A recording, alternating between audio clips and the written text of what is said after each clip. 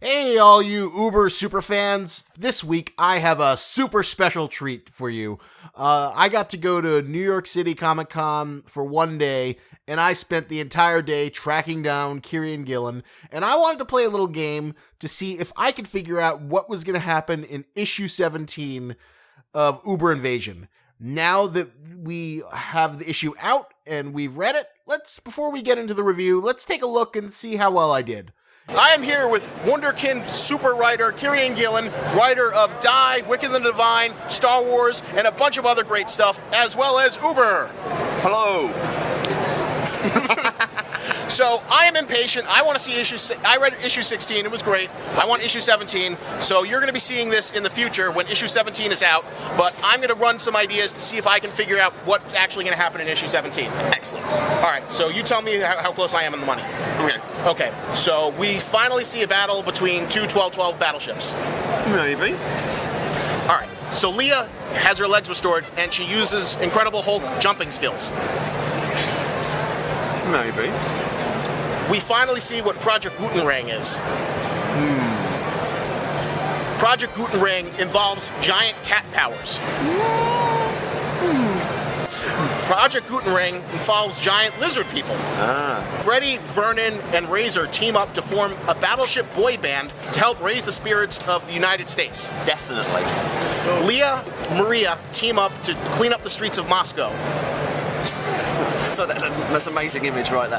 Possibly. Oh, yes. So Maria uses her incredible powers to rip a dimension through worlds, and then meets the kids from Die, and then unveils the KCU, the Kieran Cinematic Universe, that it has all been connected leading up to this.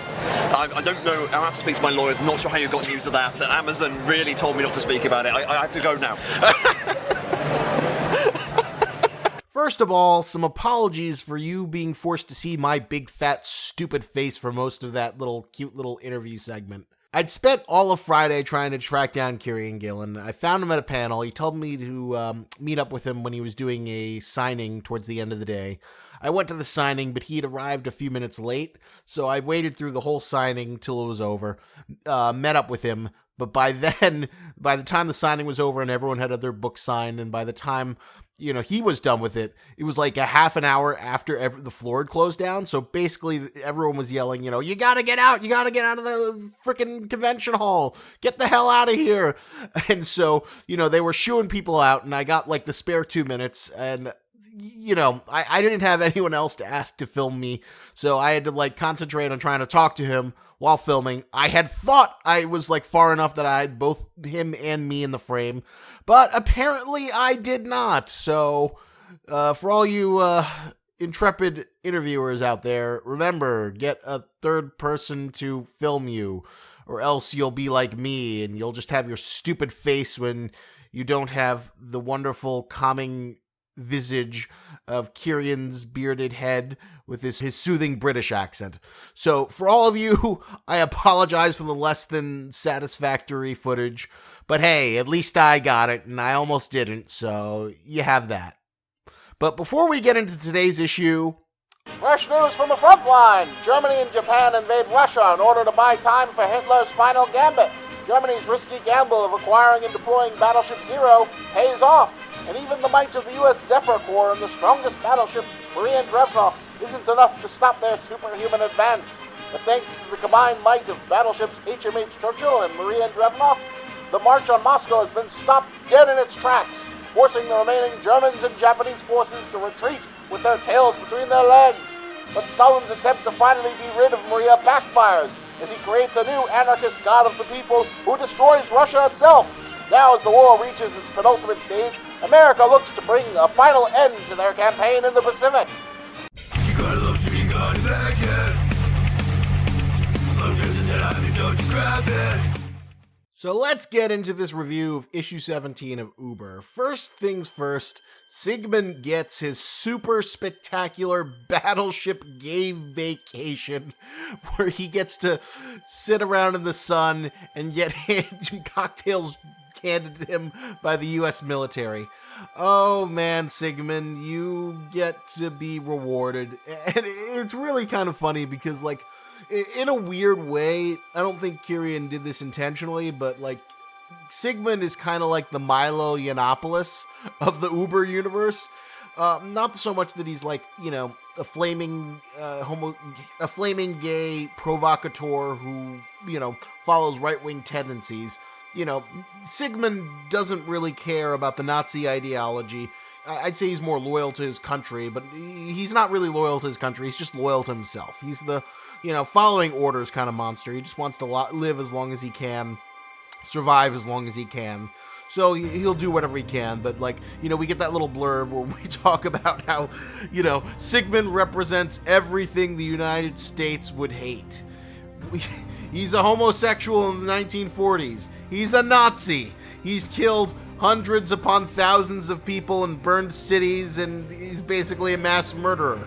So, you could try and paperclip him away, but the memory of him, destroying the White House and burning down New York is too fresh and too relevant to try and convince the American people otherwise, especially when, the U.S. government's going to let him lounge around on a beach and get cocktails. And of course, to poor Freddy and Vernon, it seems like super racist. The evil mass murdering Nazi gets to lounge around in the sun and get handed cocktails while they have to work. But little do they know that this justified anger against injustice is unjustified. It's all a part of their greater aim in terms of what they want to do about the Sigmund problem. And oh boy, does the US military come up with a fucked up solution to the Sigmund problem. He's used as a bomb, he's sent down, he gets shot down, but it doesn't matter, he's nearly invulnerable. Just like we predicted last month, he gets nuked. We finally get to see what a battleship versus a straight up nuclear atom bomb looks like. And the battleship survives, but not in any piece that's, comparably human. He does live through the blast, but as, Kyrian notes in the historical text, he's not in any shape to take advantage of the, generous deal he had negotiated with the U.S. government. And the U.S. government knew Japan had the nuke that they'd, been disabled by the Germans. They knew that they would probably use it. So you know what? Let's let this Nazi, let's let Milo Yiannopoulos, let's let the gay Nazi go in there first, and then our guys can come out later. So, Freddy and Vernon, you might be angry, you might think that, Leslie Groves was like, oh, well, he follows orders, you don't. You shouldn't be you should be happy that you're in the second wave, because this was all as expected to play out. And boy, oh boy, the Rivers boys finally do good. They had a great first showing. They, fly them in. They make a little paveway for their B-52, 59 bomber. They're in jeeps. They're like badasses. They're like, we're gonna conquering America. Fuck yeah. Gonna go save the motherfucking day. Yeah. America. Fuck yeah. And they ride in, and who is meeting them but poor Hideki, put in a nice robe and a wheelchair as the final defense for the Imperial Palace. And we get a really, bittersweet Last Samurai kind of vibe as we get the last entry of Hideki's journal. And it's so tragic because, Freddy... No, not Freddy. Is it Freddy or Vernon? Vernon. Yeah, Vernon, who I think is the older one, he's like, hey, we don't have to do this, man. Just stop. But, sadly, Hideki's too committed to his grim, fatalistic letters from Iwo Jima suicide cause, and he fights even though he's not in any shape to. And luckily enough, 2 heavy cruisers are able to neutralize a battleship's halo effect, and they knock the poor guy out of his wheelchair. And so we see the end of the Yamato's final stand, and they get to perform a literal decapitation strike in probably the bittersweet but necessary death that, Battleship Yamato had inevitably. And, Kyrian did a very good job of, giving Hideki a very tragic arc throughout Uber, in the sense that he was, thrown in Okinawa, despite the fact that he was like a Miyoko tankman, was able to, hold the Allies back for a time. His fate was ultimately one of self-sacrifice and inevitable death, as the forces of the United States just proved to be too much, as well as the forces of Maria. where he was forced to go against, he did really good by hiding and liquidating cities and causing mass destruction. But eventually the tides turned to something that even someone of his capabilities couldn't stand up against. And we have this really bitter, sad end. And, there was no choice. He was a threat. If he didn't and he surrendered, maybe he could still be alive. But, once he was down, it was just Freddy and Vernon just riding around in the Imperial Palace. And then we don't get to see it, but we can infer from the text that, the last of the Japanese resistance tried to hold up to protect the Emperor as the Emperor hides out in his bunker. But then the Emperor realizes this is it. This is over. Japan is done. We get the figurative superhuman nuclear weapon, the atom bomb, with the deployment of the 2 U.S. heavy cruisers, Battleship class. And that is the end of the War of the Pacific. It is over and done with. Uber's many plot threads are starting to wrap up. The war with Russia is over. The war in the Pacific is over. All that's left is Sigmund and Germany. And the question of whether or not all this has bought enough time for Germany to unleash Project Gutenrang. What is Project Gutenrang? I can only wonder what it's going to be, what kind of weird, crazy superpower Kieran Gillen has cooked up for the last few issues of Uber. Well, how I'm hoping it'll go down is that we'll get like a U.S.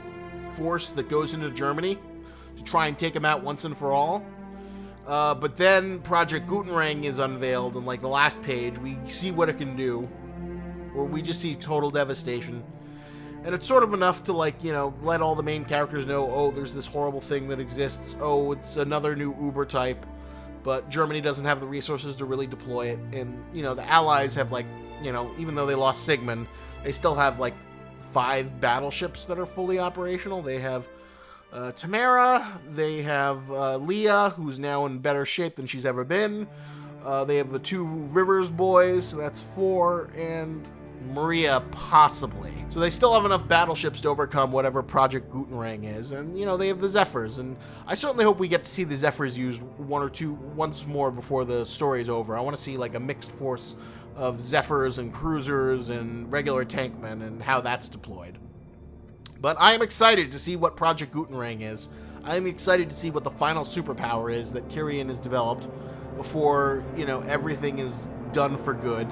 And, we are close to the end. There's only 4 more chapters of Uber left, and then it's all over. And I hope, we see Project Gutenrang introduced.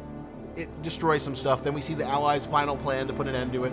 Germany surrendering. The war is over. And then I really hope that issue 21 is just a really long epilogue. I want a long epilogue to explain what happens in the wake of the war, what the world looks like in the post-World War II landscape, and how these new superpowers affect the global landscape in the future. I really want a sequel series to Uber. I hope he does it. I was trying to goad him into doing it. I'm when I met him at New York Comic Con, I was like, Kieran, come on, please do a Uber new series, do a Uber sequel. I really want to see what Uber Vietnam or Uber Cold War or Uber Korean War looks like. Uber communism, show us. And he was like, I don't know. I'm very depressed right now in my stage of life. I'm just a very sullen man, so I like writing sullen works, and that sounds very depressing and sullen, the idea of tankmen war veterans suffering from PTSD in the streets of New York. So, we'll see. He has a new comic coming out. Go check that out. Go get his comic in December, Die. I don't know if it'll grab me the same way Uber has, but I'm certainly going to check it out. I doubt I'll do a review series for it, but unless I absolutely fall head over heels into love for it, which I think I'll enjoy it, but I don't think I'm going to love it as much as Uber.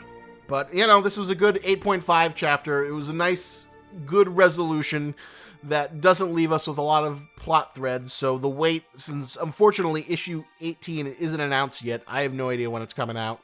Hopefully sometime by January. I'm going to keep on checking again and again to see when the previews go up. I certainly hope it comes out before Avatar Press implodes. But fingers crossed that, we get our Uber end before the middle of 2019. But this was a great, solid, depressing issue. It was triumphant, yet also sobering and depressing, which is what Uber always aims to be. Sobering, but depressing. But also kind of triumphant and fuck yeah, because, as nice of a guy as Hideki might have been, the mofo burned down San Francisco and San Diego.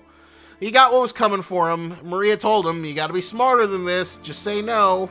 And Hideki could have said no, but he didn't. But hey, at least now we know what a battle between Sigmund during the Battle of Caius would have looked like if, someone had found her in her wheelchair. Who knows, maybe Leah will be in a position to give the finishing blows, since Sigmund is the last Axis battleship that is still in commission. She is the sole surviving person. And, if Hideki isn't going to make it out alive, I don't see things going too well for her. But great, solid chapter of good old Uber invasion. Now you have to wait for me until the next few months, or possibly next year, until we get another resolution in terms of what Project Gutenrang is and how this all ends. But I'm looking forward to it, and this has been a fun, wild ride. Fun, sobering, depressing. Mr. Gillen, you've done a great work with your Milo Yiannopoulos, gay Nazi Sigmund, his ultimate end, the Rivers brothers getting their hero moment, and the sad, tragic tragedy that is the final moments of Hideki. Oh, one final thing. I gotta, laugh a little bit about the Sigmund's magical regrowing arm. It was obviously an art error in one panel where he's, getting up from falling in the crash. So, that was kind of funny to see. I could forgive it. I hope they fix it on the trades, but it was just kind of funny to see. Oh, I didn't know Sigmund had the power to regrow limbs when he jumps out of an airplane. But, this stuff happens. I can forgive it. I still love you, Uber. So, alright, that's all we've got to cover. Thank you for hanging out with me and listening to my Uber review. And remember, lobsters and tennis, but don't you grab it.